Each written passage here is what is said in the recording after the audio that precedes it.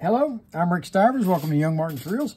If you just watched the other video on the Johnson Sprite, you saw what I went through to try to take this reel apart, repair it, and get it back together. And that's what I did. But in the process of editing the video for that, I saw that I did not take this thing apart correctly. And there's a much simpler way to do it. So that's what we're going to do. We're going to go through, take this apart, service it, and show you how to do it. All right, we're going to start off taking off the cover. Then we're going to break loose the rotor, like so. We're going to pull off the spool. Oh, yeah, it would help if you took the clip off. Nice to know the clip is effective at keeping the spool on. There we go. Take the spool off. There we go. Now we're going to take the handle off.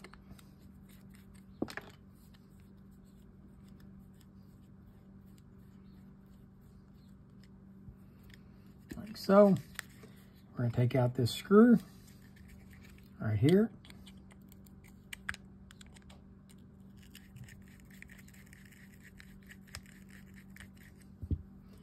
Slide it out. Grab hold of this side panel over here. The whole side panel now lifts off. Like this. Comes out. There we go. Button and all comes out. There you go. All right, now, this is where things really differ from the other video. What we're going to do is we're going to take this center hub off. And since most of you do not have a strap wrench like this one, what we're going to do is I'm going to show you how to do it with simply a pair of pliers and a scrubby pad. Grab hold of your center shaft. Yep. Grab hold of your center shaft like so. Rotate it clockwise, and it breaks it loose. You unscrew that. Now you take this out. Out comes this. And how about that? It does not come out the way I thought it would. That's okay. We can still take the axle shaft out now. Okay. With this center hub in, that axle won't make that bend. You won't be able to get that axle in and out. Okay. So that takes there. We're going to push the main gear out. It fell out along with our anti-reverse. And there you have the Sprite disassembled, ready to go, and it took 3 minutes. Okay. Oh, also we've got this piece here. We still got a little bit more left to do.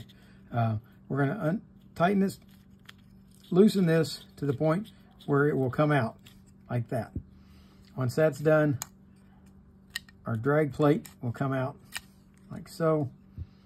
There you go. It's done. Everything's out. And I believe this has got, and I think we'll just leave the bend alone. All right. And there you go. Don't need to clean it up because I already cleaned it up in the other video. Everything's back together, but I will kind of organize it a little bit. Okay, one thing I did notice is that this fits really tight in the end. And what's happened is over the years as they've tightened this screw down, that holds the handle on, they've slightly flared the end of this out. So what we're going to do is we're going to take and file that down just a little bit, right on the end.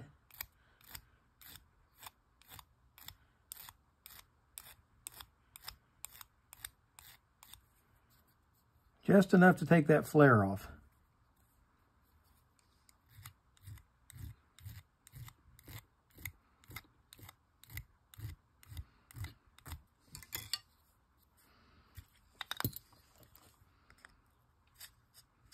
And now that axle fits in there much better, or crankshaft. No longer binding. Okay. All right, we're back now. All the parts are cleaned up, and actually this is going to be the third time I put this together. I did not turn the camera on last time, so let's do this again. All right. Now we're going to set everything in place. The first piece that goes in is going to be this drag plate. Okay, and the way that it goes in, you have to slide the top of it. See, it's got this notch right here. Let me show you something real quick. I showed this in the other video, but if you didn't watch it, you don't know that. Okay, if you look at this, see this screw? It's got a flat. See if we can get the focus. Come on. All right, fine. I'll zoom in. See those flats right there? There's one there and one there. Okay, those fit on each side of this slot right here, like that. Okay, and that's going to hold that in place as this turns in and out. All right, so we got to make sure that that goes back in when we put it in. Now, let's go ahead and back this back out to about there. And we'll start off by putting the drag plate in at the top, underneath this bar right here. See this piece right here? It's got to go underneath that. All right, and then it will, these two wings have got to drop into these two slots. There's two slots in here. Let's see if I can show them to you. Yeah. There's one back there and one right there. Now these two wings right here and right here go into those slots. So let's slide this back. Drop this in, there we go, and then slide it down into this slot here. With that done, we're ready to put this drag adjuster in. I've got to set that in, make sure that the side of the screw with the two slots cut in it has to go to the left. There we go, slide that in, and then rotate it around a little bit, make sure that it's locked in there, and it is. Next part to go in is going to be this anti-reverse claw. And we're going to set that over that post that I repaired in the last video. Like that. We're going to add a little grease to it. Then we're going to slide in the main gear.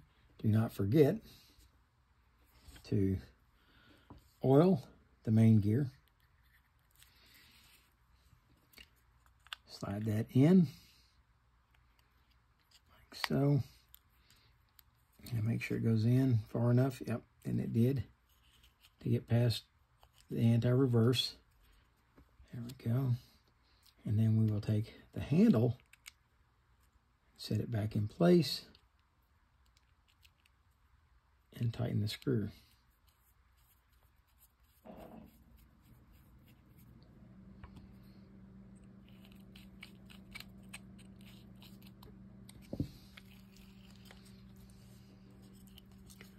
With that in place, the next part to go in is going to be this axle shaft, and this has to come in from the back.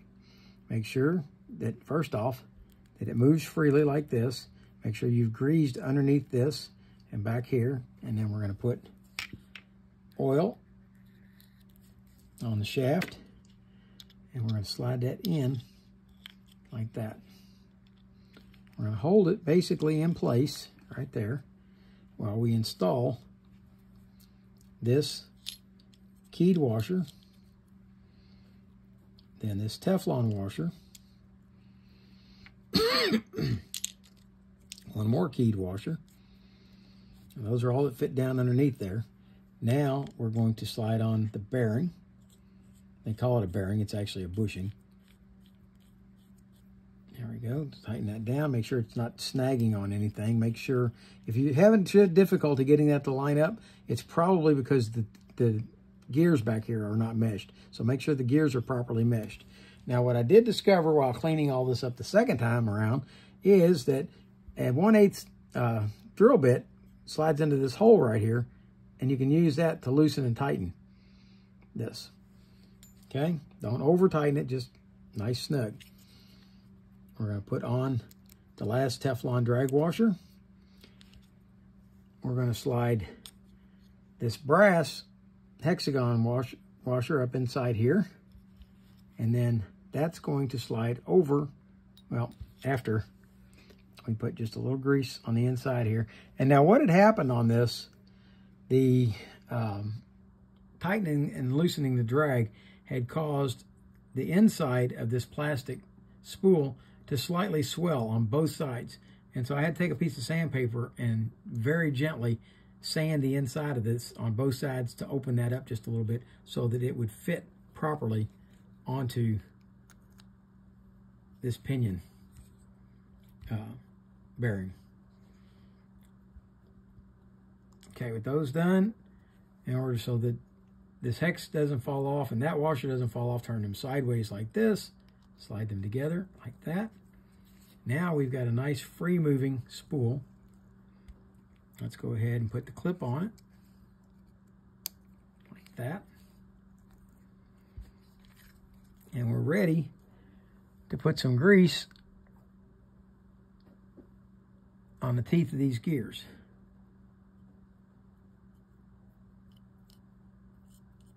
Now, that pinion gears, yeah, it slid back. Let's make sure that we got plenty of grease on it.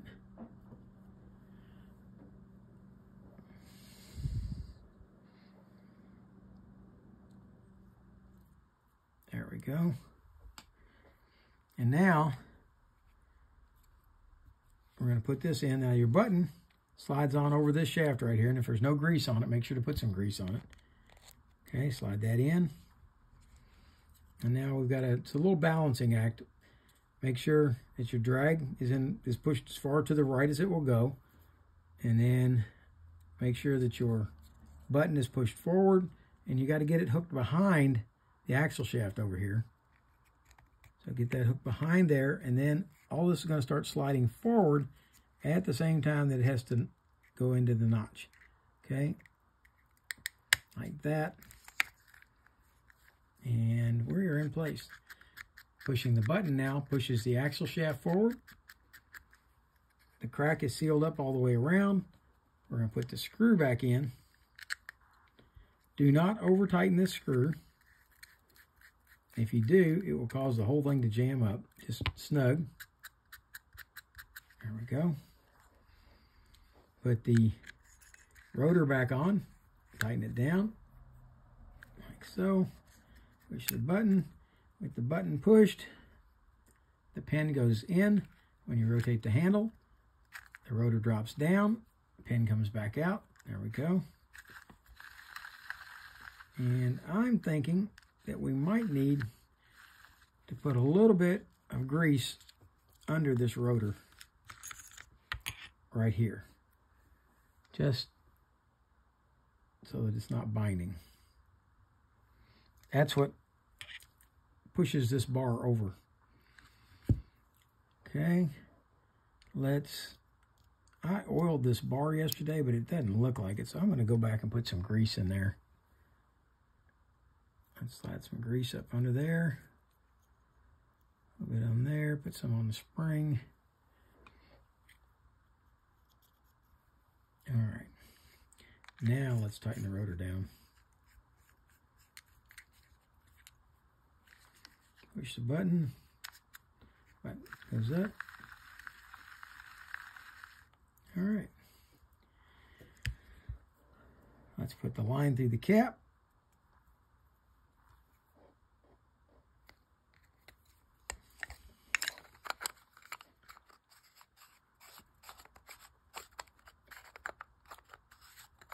Cap back on.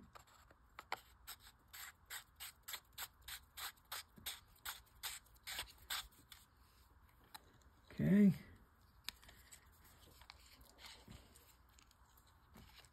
Does it wind in? It does. Let's see about drag.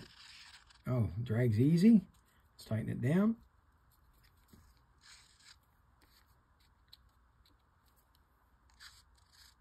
Yep.